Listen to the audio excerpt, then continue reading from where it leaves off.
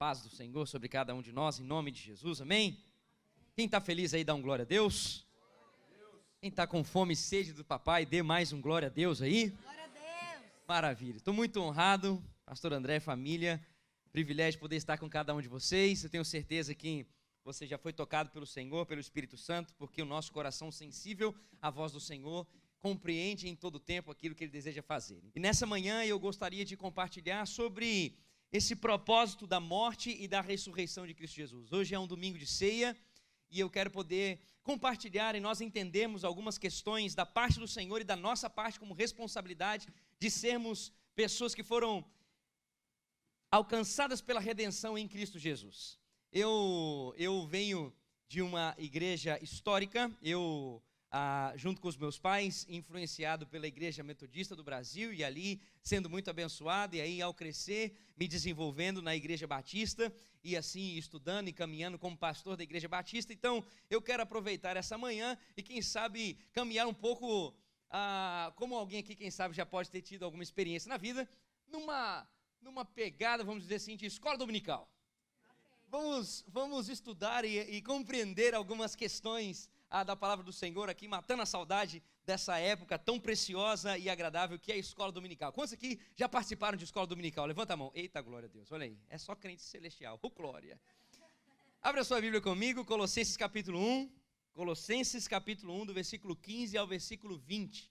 Enquanto você abre a sua Bíblia, é interessante lembrar que essa carta foi escrita a uma igreja que estava vivendo uma percepção de cristianismo a partir de si mesmo e não a partir do próprio evangelho. Então Paulo escreve essa carta para instruir então aos cristãos nesse lugar, reunidos nessa cidade, em Colossos, para entender que o evangelho deve ser vivido a partir da revelação verdadeira de Cristo Jesus e não a partir da sua percepção pessoal de Cristo Jesus. Então você ao ler isso vai entender algumas coisas nesse sentido, mas eu não vou me ater a isso. Eu quero compartilhar sobre esse trecho da palavra do Senhor.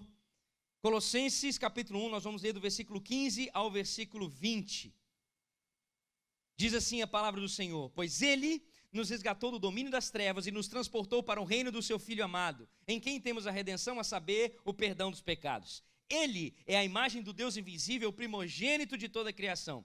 Pois nele foram criadas todas as coisas no céu e na terra, as visíveis e as invisíveis, sejam tronos ou soberanias, poderes ou autoridades. Todas as coisas foram criadas por ele e para ele. Ele é antes de todas as coisas e nele tudo subsiste. Senhor, mais uma vez estamos diante da tua palavra e queremos ser tocados pelo teu Espírito Santo. Clamamos e cremos, Senhor, que o teu manifestar sobre nós aqui, Senhor, de várias formas, inclui também a cura, a transformação, a redenção, Senhor, o ajuste, a santificação por meio da Tua Palavra. Eu clamo que o Senhor continue a derramar os dons enquanto a Tua Palavra continua a ser ministrada aqui. Que haja mesmo, Senhor, libertação, Senhor, e haja manifestação da Tua glória, em nome de Jesus. Amém e amém. Graças a Deus. Vamos lá.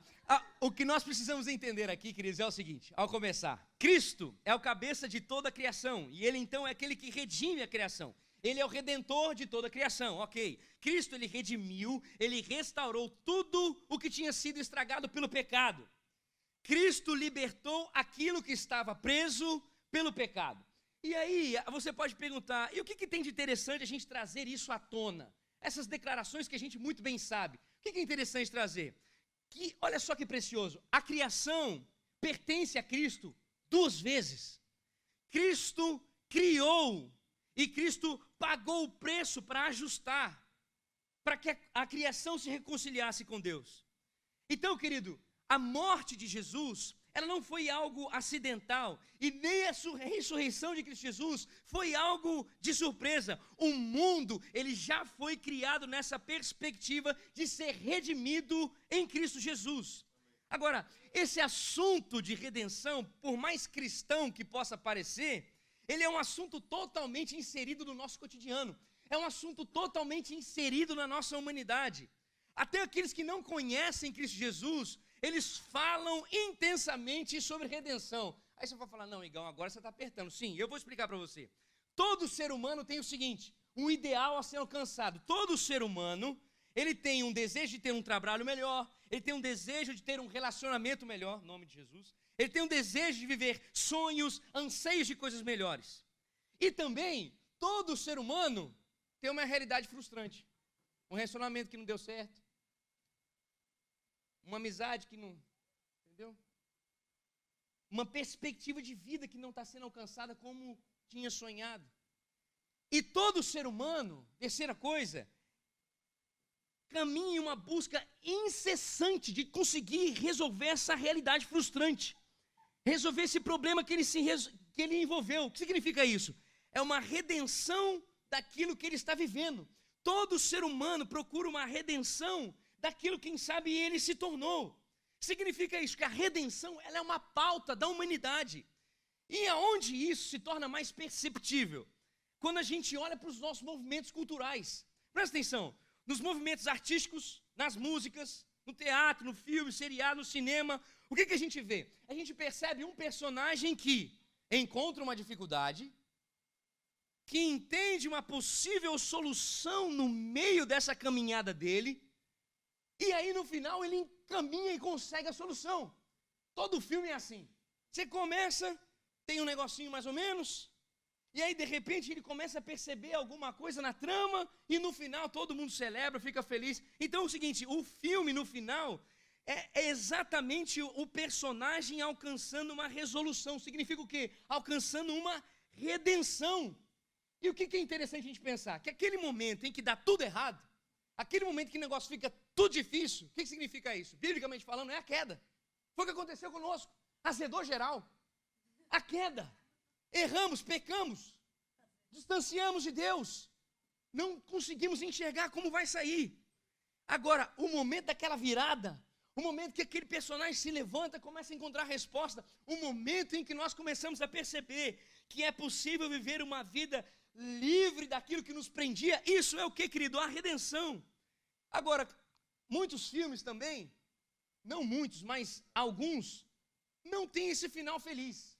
Aí você fala, e aí, como é que faz para agora falar da redenção sem um final feliz? É interessante você pensar o seguinte, quando esse filme é frustrante, é um filme meio depresinho, tem nenhum problema você gostar de filme depresinho? Assim, que não dá nada certo, que tudo pior, você pode notar o seguinte, a intenção sempre é despertar naquele que está vendo o filme, buscar uma saída. A intenção, mesmo que o filme não dê nada certo, a intenção do filme é gerar e movimentar naquele que está assistindo, o espectador, se levantar, não ser sucumbido pelo problema. O que é isso? É um instigar da redenção. Queridos, o anseio por redenção é algo comum ao nosso redor, está por todo lado da humanidade. E qual que é o problema? O problema é quando o homem resolve dizer para ele como é se redimir. O problema é quando a humanidade propõe a si mesmo a sua salvação. Aqui é a bomba, aqui é o problema. E aí, quanto mais o homem segue a sua proposta de redenção, quanto mais o homem segue a sua vontade de acertar do jeito que ele entende que tem que acertar, mais ele se distancia da verdade divina e da verdadeira redenção. Por quê, querido? Porque a Bíblia nos diz muito claramente, em Romanos e em Efésios, que se não for o Espírito Santo abrindo os nossos olhos, homem nenhum vai conseguir alcançar a redenção. Se não for o Espírito Santo iluminando os nossos olhos, se não for o Espírito Santo abrindo os nossos ouvidos, se não for o Espírito Santo nos guiando a nossa mente, não é possível alcançar a redenção que existe somente em Cristo Jesus.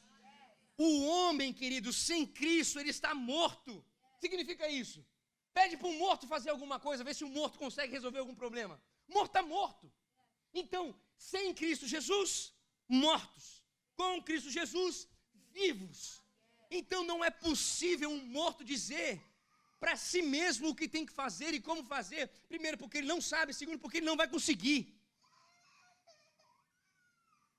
Quando a resposta, a direção, não está pautada na única verdade que liberta, queridos, a orientação que vem é totalmente baseada no fruto da queda. Irmãos, prestem atenção.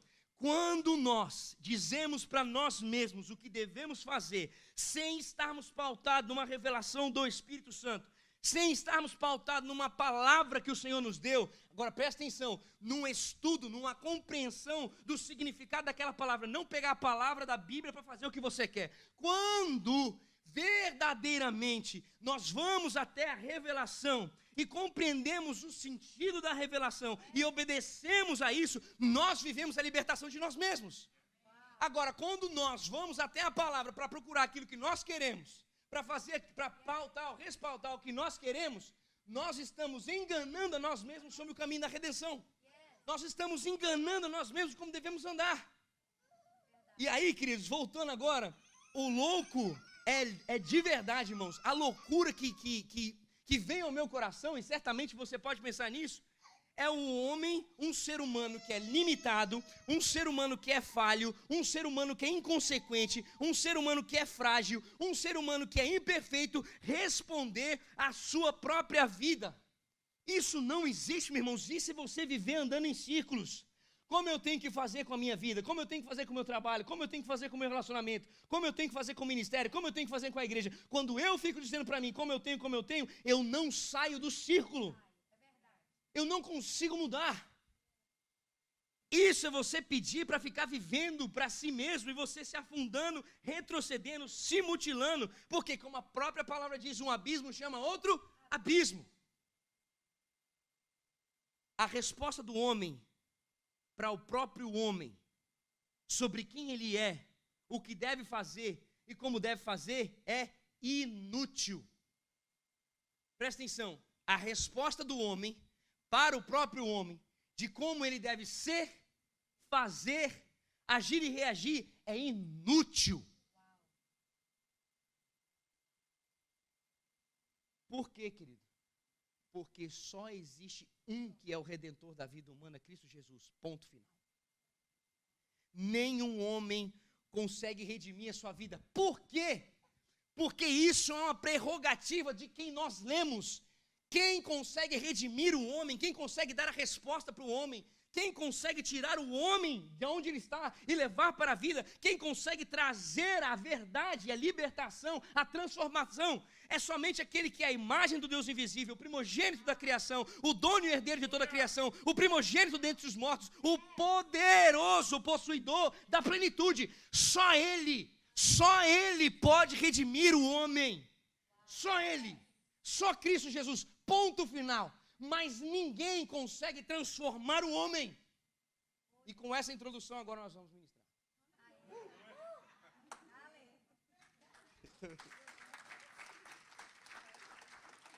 Tendo isso então pautado nos nossos corações, 4 pontos como um batista, um bom batista, eu quero dizer para você, um bom batista fala 3, mas vamos botar só mais um, porque aqui eu não sou um pentecostal. Tendo isso então compreendido, eu quero pontuar 4 coisas em relação à redenção. A primeira delas, a queda não afetou somente o ser humano, mas afetou tudo o que Deus fez. Preste atenção.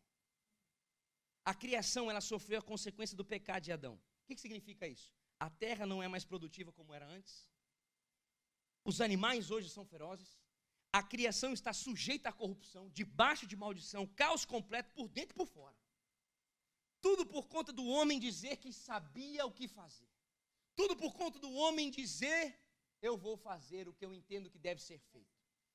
Do homem andar segundo a sua vontade. Por isso, presta atenção, o tremendo é que a redenção em Cristo Jesus, ela abrange 2 questões. Ela abrange o mais profundo do ser humano e ela abrange o habitat do ser humano. O que eu estou querendo dizer com isso? Que Jesus, ele redime as pessoas e Jesus redime o ambiente que as pessoas habitam. Presta atenção, que coisa interessante. A Bíblia mostra em Gênesis que a criação começa com Deus que cria o céu e a terra e termina em Apocalipse com Deus que cria novos céus e nova terra. Tem um início e um fim que volta para o início restaurado. Isso significa o quê? Que Jesus redime tudo. Ele não morreu somente para nos salvar, mas morreu para salvar o ambiente que nós vivemos, novos céus e nova terra. Olha que interessante, sabe os milagres que Jesus operava? Eles demonstravam o quê? Que Jesus tem autoridade sobre a criação, que Jesus restaura a vida ao seu estado natural e que Jesus tem o poder de suspender a maldição da queda. É Jesus dando um gostinho daquilo que Ele ainda vai fazer sobre nós. Segunda coisa interessante sobre a redenção é que a redenção não é começar tudo do zero. Presta atenção nisso aqui. Segunda coisa, redenção não é começar tudo do zero. Como assim? A salvação, queridos, a redenção da nossa vida é Jesus pegando aquilo que já existe e renovando. Tá, Igão, interessante. O que isso interessa? Interessa que ele tem o poder de criar, de transformar aquilo que ele criou. Tá bom, Igão, bonito isso, mas e daí? E daí que se ele ficasse fazendo tudo do zero, toda hora que fosse necessário corrigir, significa que ele não sabe redimir, que ele só sabe criar. Mas ele cria e transforma aquilo que ele cria. Ele tem o poder de redimir todo ser humano. Queridos, a redenção, ela é renovação. É você pegar aquilo que hoje você acha sem conserto, podre, e fazer tudo isso ser maravilhoso, ajustado e limpo. É isso que faz a glória de Deus ser visível a toda criatura. É isso, e todos se prostram e se curvam diante disso que é manifesto, que Jesus Cristo é o único que é nitidamente aquele que pega aquilo que está agora e transforma em algo novo. Queridos, no que isso implica? Jesus é o restaurador de 3 mandatos. Aqueles que já estudaram aqui, quem sabe, podem entender isso também. Ele é o restaurador do mandato espiritual, social e cultural. O que significa isso? Espiritual é ele que restaura o relacionamento de todos com o Pai. Ele é o perfeito cumpridor da vontade de Deus. Ele é o perfeito Filho de Deus, que dá acesso a Deus àqueles que são imperfeitos. Esse é o mandato espiritual que é redentivo em Cristo Jesus. Segundo, o mandato social é ele que restaura o nosso relacionamento com o próximo. E o mandato cultural é ele que restaura o nosso relacionamento com todas as coisas que foram criadas. Alguém pode dar uma glória a Deus aqui, irmão? Cristo Jesus restaura tudo. Tudo. O homem e o seu habitat. Terceiro ponto. Redenção é obra exclusiva de Cristo Jesus. Irmãos, eu já falei isso anteriormente, eu sei, eu não aguentei, eu adiantei o assunto, mas é o seguinte, é muito forte isso aqui, irmãos. Nem o homem, nem a igreja pode fazer isso. Isso é algo divino. É uma prerrogativa daquele que era antes de todas as coisas. Querido, por isso, só quem sabe aqui, uma ideia para uma correção, se assim entender. Cuidado quando você ouve liderança, até pessoas que, quem sabe, com uma intenção boa, declarando, nós somos redimidos para redimir. Querido, presta atenção, só quem faz isso é Cristo Jesus. O meu sangue não perdoa ninguém. Eu não sou sacerdote nem sacrifício perfeito. Eu não sou criador. Então, sem chance de eu conseguir ter poder sobre a humanidade. Sem chance. Só Cristo Jesus pode redimir a humanidade. Só Cristo Jesus pode redimir toda a humanidade. Presta atenção em como isso é profundo. Em Mateus capítulo 5, todo mundo sabe, escola dominical em peso aqui, glória a Deus, todo mundo sabe que os discípulos são o que, queridos? São sal. Maravilha. O que significa isso? Óbvio, coisas que a gente já sabe, já ouviu bastante tempo. Que então nós somos o caminho ou o canal para que possa existir um retardar do apodrecimento de quem já tem tendência de apodrecer. Que a gente pode frear o problema moral em casa, na família, no trabalho. Glória a Deus por isso, irmãos. Esse é o nosso papel como fruto de discípulos de Cristo Jesus, como sal que nós somos. Mas, o que é louco é que o sal não tem poder de transformar a carne ruim em carne boa. Por quê? Porque isso é uma obra somente do sobrenatural. Só Deus, o Criador, consegue pegar o corpo morto, apodrecido e colocar nele vida. Só Deus pode pegar um vale de ossos secos e transformar-nos em um exército. E o quarto e último ponto. Qual é o papel daqueles que foram redimidos?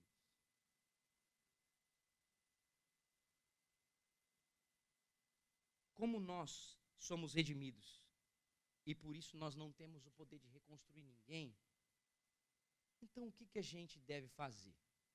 Qual que é a nossa possibilidade de fazer alguma coisa, ou melhor, qual que é a nossa responsabilidade de receber tamanha graça. A palavra deixa muito claro o que é testemunhar. Irmãos, as necessidades na humanidade, elas são urgentes. Mas como já ouvimos aqui, nós não temos o poder de redimir e de restaurar ninguém.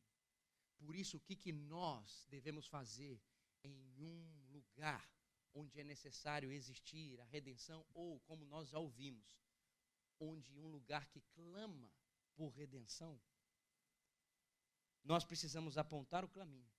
Nós precisamos dar clareza sobre esse caminho de restauração. Nós precisamos testemunhar. Querido, presta atenção, no próprio Mateus capítulo 5, a palavra do Senhor diz que nós devemos praticar as boas obras. Por quê, queridos? Para que as pessoas, ao olharem para nós, elas vejam essas boas obras e glorifiquem ao Pai. Que todos sejam constrangidos ao olhar para nós, em conhecer o Pai, a olharem para nós, terem fome e sede, a olharem para nós, entenderem o caminho do grito da vida de cada um, internamente e exteriormente. Presta atenção, queridos, o testemunho de Daniel e seus amigos constrangeu o coração de Nabucodonosor e ele se deparou com Deus. O testemunho da serva de Naamã constrangeu o coração de Naamã e ele se deparou com Deus. O testemunho de Paulo no Areópago constrangeu o coração de Dionísio. Damares e outros estavam lá e eles se depararam com Deus. E como é que deve estar embasado, alicerçado, revestido esse testemunho que nós devemos dar?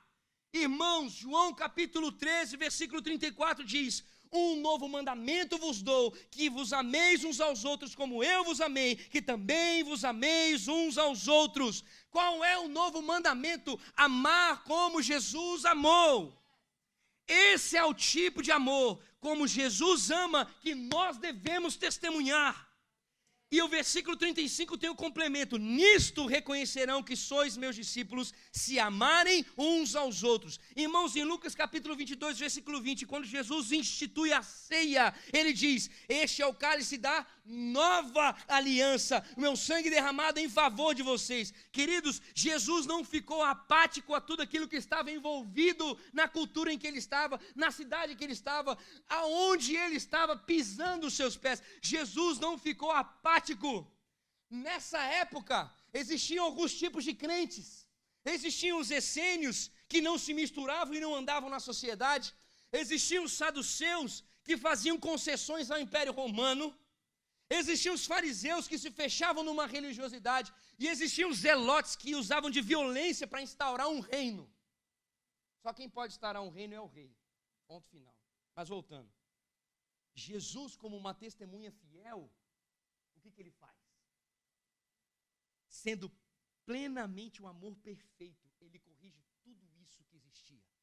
Ele então não se afasta do mundo como os essênios faziam. Ele não se submete ao paganismo como os saduceus fizeram. Ele não carregou uma mensagem que transforma gradativamente de dentro para fora, como o contrário. Ele carregou uma mensagem que transformava não de fora para dentro, mas de dentro para fora, diferente daquilo que os fariseus estavam fazendo. E ele não se rebelou às estruturas sociais como os zelotes se rebelavam. Aqueles que genuinamente são redimidos, presta atenção nisso, eles não vivem para si, eles não são dirigidos por si, eles não buscam em si as respostas, eles não têm satisfação maior do que testemunhar para que todos se deparem com Deus, para que todos conheçam o único Redentor da humanidade. Queridos, presta atenção nisso. Não foi a morte do cordeiro que livrou o Egito de perder seus primogênitos. Não foi o sangue do cordeiro somente, presta atenção. O que livrou foi a aplicação do sangue nos batentes da porta. Presta atenção no que eu estou querendo dizer. Não é o fato de Jesus Cristo ter morrido e vertido o sangue que está garantido que eu e você somos redimidos, restaurados. É quando eu me aproprio do que Ele fez por mim, pela fé nele. A minha redenção, ela não vem simplesmente pelo fato de Ele ter feito isso, mas quando eu entreguei o meu coração crendo que Ele fez isso perfeitamente, para que a minha vida pudesse ser transformada perfeitamente. Pense aqui comigo, antes de você crer em Jesus, você está salvo ou está perdido? Perdido. E Jesus veio buscar quem? Os perdidos. Você se torna um cristão genuíno quando o Espírito Santo constrange você, e você, constrangido pelo Espírito Santo, se entrega a esse amor e passa a crer em Jesus. Daí é que você então tem algo que se chama salvação, que você se torna alguém redimido e começa a caminhar na vida eterna. Queridos, a pregação que você ouve no final de semana, você torna isso realidade quando você vive, quando você obedece, quando você se apropria, quando você se posiciona. Irmãos, aqueles que creem nele vão viver liberdade eterna da culpa do pecado, sim. Vão viver liberdade da angústia, da desesperança, sim. A liberdade da opressão do inferno, sim. A liberdade da morte eterna, sim. Mas quando genuinamente crerem no sacrifício dele, em que ele é o soberano sobre tudo e sobre todos, criador de todas as coisas no céu e na terra, para onde todas as coisas convergem, e ele é aquele que tem o poder de não simplesmente criar, mas de redimir aquilo que foi criado. Quando nós cremos nisso, aí que verdadeiramente nós podemos dizer, porque ele vive, eu posso crer no amanhã. Porque ele vive, temor não há. Mas eu bem sei, eu sei que a minha vida está nas mãos do meu Senhor que vive está.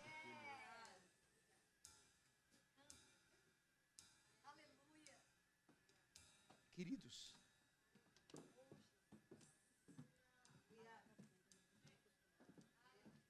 eu encerro aqui, deixando claro para nós a mensagem que o Senhor nos trouxe nessa manhã. Que toda a criação, ela anseia por uma redenção. Segundo, que a humanidade não pode, ela não consegue propor uma redenção real. Terceiro, somente dirigido pelo Espírito Santo é que nós podemos alcançar a redenção em Cristo Jesus. Quarto, a queda afetou o homem e o seu habitat, e Jesus restaura, redime o homem e o seu habitat. Quinto, Jesus restaura o relacionamento social, espiritual e cultural. Sexto, Jesus continua pegando corpos apodrecidos, pedidos, fedendo e restaurando a vida por inteiro. E como ele nos disse aqui muito claro, como genuínos discípulos dele, não pare de testemunhar para que todos possam se encontrar com ele e sejam totalmente perdoados de seus pecados e livres de si mesmo, da morte e do inferno. Senhor, o nosso coração está debruçado à tua presença aqui, Senhor. Senhor, essa é uma manhã que nós fazemos aquilo que o Senhor nos disse para ser feito, cearmos. E Senhor, quando o Senhor diz da necessidade de cearmos conscientes do que estamos fazendo, nesta manhã o Senhor novamente abriu os nossos olhos para mostrar aquilo que genuinamente significa a sua morte e ressurreição na cruz, a restauração do homem por inteiro, a possibilidade do homem viver uma nova vida, e não somente o homem viver a nova vida, mas o habitat dele ser totalmente transformado. Isso nós sabemos que pela tua palavra, isso é algo progressivo, é algo processual. Ó Senhor, estamos aqui diante da tua palavra, Senhor, nos entregando para sermos transformados por ti, Senhor, e convictos de que viveremos novos céus e nova terra, Senhor. Senhor, nós estamos aqui diante da tua palavra com temor e tremor, Senhor, consciente de que em nós não existe prerrogativa nenhuma, Senhor, para mudar algo, mas que o teu Espírito habitando em nós nos dá clareza de como obedecermos a tua vontade, que nos leva ao caminho de viver uma vida que glorifica o teu nome, onde as pessoas, ao olharem para nós, elas podem ter o entendimento de quem o Senhor é, e por compreenderem quem o Senhor é, se entregarem genuinamente e viverem a transformação. Pai, o Senhor nos disse que os teus discípulos são reconhecidos se amarem uns aos outros, Senhor, assim como o Senhor amou-nos, Senhor, se entregando por nós. Então, Deus, em nome de Jesus, nessa manhã em que vamos pegar, Senhor, o símbolo do sangue derramado e o símbolo, Senhor, do teu corpo moído, Pai. Ó Senhor, nessa manhã a gente possa entender que isso foi feito não simplesmente para nós, mas para que algo fosse cumprido através de nós. Então, Deus, ao pegarmos os elementos da ceia, Senhor, que haja um temor e um tremor do nosso coração, de entendermos o Senhor fez isso por nós, para que nós pudéssemos continuar levando essa mensagem onde estivermos, Deus, de um Deus que transforma todas as coisas. Deus, em nome de Jesus, Deus, livra-nos, Senhor, nesta manhã, Pai, de tomarmos a ceia de qualquer forma. Livra-nos, Senhor, mais uma vez, Senhor, de tomarmos a ceia, Senhor, inconscientes. Leva-nos aqui, Senhor, nesta manhã, Senhor, a compreensão daquilo que o Senhor fez por nós, mas da nossa responsabilidade de sermos alcançados pelo Senhor. Oh Deus, em nome de Jesus, Pai, em nome de Jesus, conduz-nos, Senhor, para vivermos em Tuas mãos e por Tua palavra permanecermos sendo guiados. Deus, livra-nos, Senhor, de estarmos sendo pautados, Senhor, em frases, Senhor, humanas, em pensamentos humanos, Senhor. Leva-nos, Senhor, a estarmos pautados, Senhor, na revelação da Tua palavra, Deus. Senhor, livra-nos, Senhor, de escrevermos no nosso coração palavras de efeito, Senhor, mas de escrevermos, de permitirmos o Teu Espírito Santo, Senhor, na verdade, ao nos mostrar, ao conduzir-nos, Senhor, escrever em nossos corações, Deus, aquilo que é a revelação da Tua palavra plenamente e inteiramente, Deus. Deus, leva-nos a viver aqui em nome de Jesus a condução perfeita da Tua vontade. Obrigado, Senhor, nessa manhã, pela forma que o Senhor nos mostra a Tua vontade, que sinaliza que o Senhor não desistiu deste lugar, que sinaliza que o Senhor não desistiu dessas vidas, que sinaliza que o Senhor não nos deixou, Senhor, que sinaliza que o Senhor permanece corrigindo o nosso coração, corrigindo a nossa perspectiva e levando-nos ao perfeito e vivo caminho, Deus. Obrigado, Senhor, por esse tempo, Senhor, porque Ele vive. Posso crer no amanhã, porque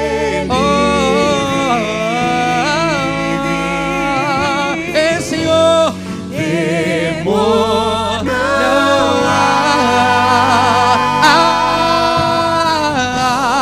mas eu bem sei, eu sei que a minha vida foi transformado pelo sangue perfeito, está nas mãos do meu, aquele que redime todas as coisas, aquele que perfeitamente redime todas as coisas, porque Ele vive, porque Ele vive.